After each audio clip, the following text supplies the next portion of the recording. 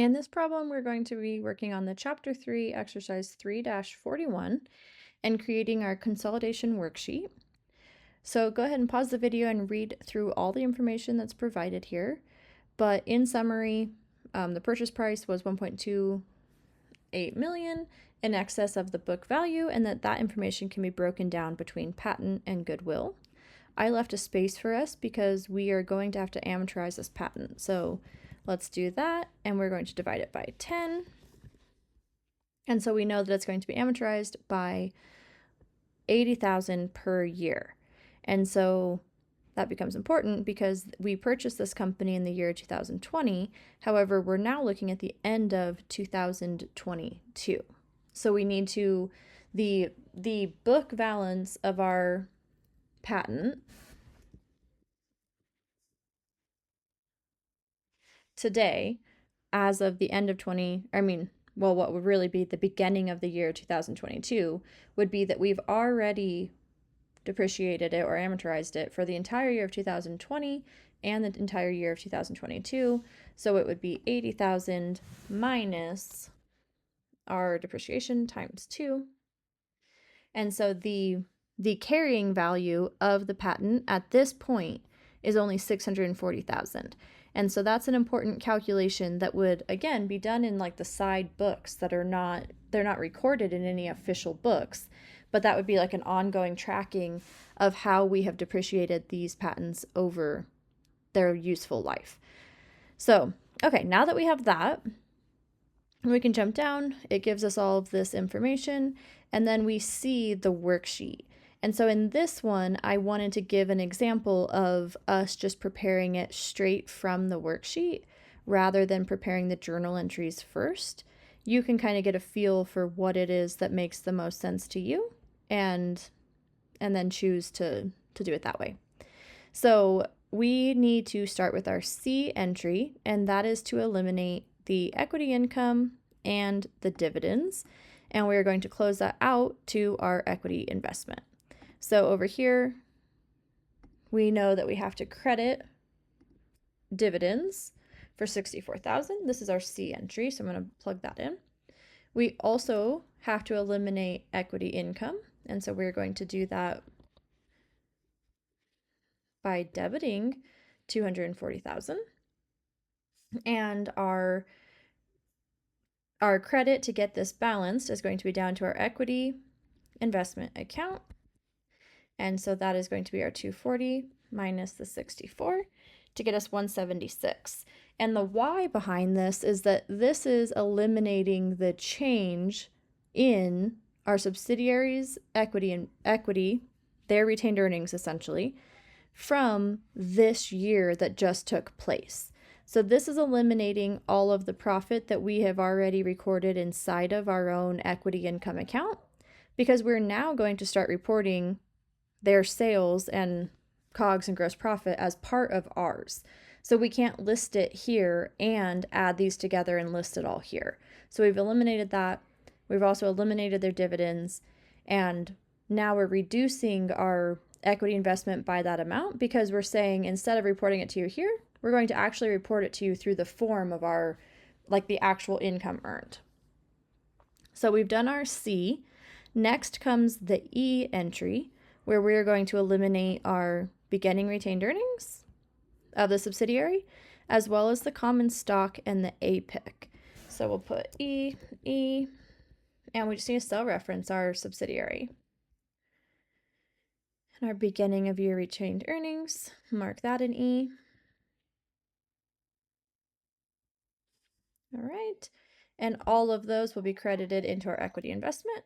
So we'll put E here, and this is a sum, open parentheses, of the 640,000. I'm going to use a comma so that I can jump down and grab our common stock and APIC and close that out. So now what we've done is eliminated the equity of our subsidiary because we own 100% of them. So we need that to be eliminated entirely.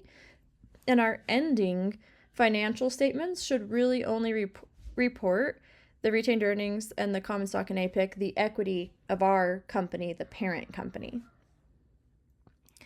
All right. After that, we need to do our A entry. And so this is where we are going to show on our books that when we purchased this company and we paid more than we had to, well, more than the book value, we did that because we were getting something in exchange. And now we're going to say, instead of just calling this our investment, we're going to show you what's inside of that. So we're going to break it down and we're going to give you that a chunk of that is a patent and a goodwill. And so when we do that, the patent has to be recorded at the carrying value after 2 years of amortization have already happened. So be careful to not grab this 800,000. We need to take the 640,000. That is the carrying value of that patent. We've already expensed out the 80,000 2 years in a row now. The goodwill is just the simple goodwill because we are not amortizing that. We are just checking it for impairment at the end of the year. And I didn't label these A's. Oh, okay. I don't know what's happening. When I type an A, it's disappearing. And we're going to credit that to equity investment. Oh, there the A's showed up. That was strange. Okay, so we have CEA. And now we need to do our D entry, which is going to eliminate the depreciation, or in this case, amortization of the current year, the year 2022 amortization of this $80,000. And so that is going to be an increase to our expenses for $80,000. And then the other piece of that is that this patent that was worth $640,000, or was on our books for $640,000 at the beginning of the year. We are now going to reduce that by this $80,000. And so now the new carrying value that will be our next year's beginning of year carrying value for the patent is $560,000. And so now we've posted all of our CD entries that we have so far to our worksheet. And a few things that you can stop and check to make sure is that equity income and equity investment have both been eliminated entirely. So that's great. Also, net income should match the parent's net income there before we consolidated, which we see happening here. That's great. The reason for that is because we already have been putting the subsidiary's income as part of ours all year long, but now we just eliminated equity income, but this number stays the same because we already did account for that income anyways.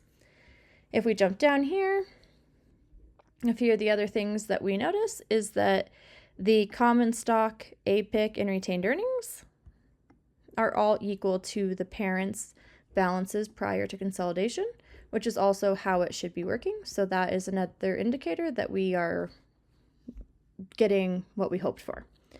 And then now that you have your worksheet, you can just go ahead and fill this information in down below and you should be good to go.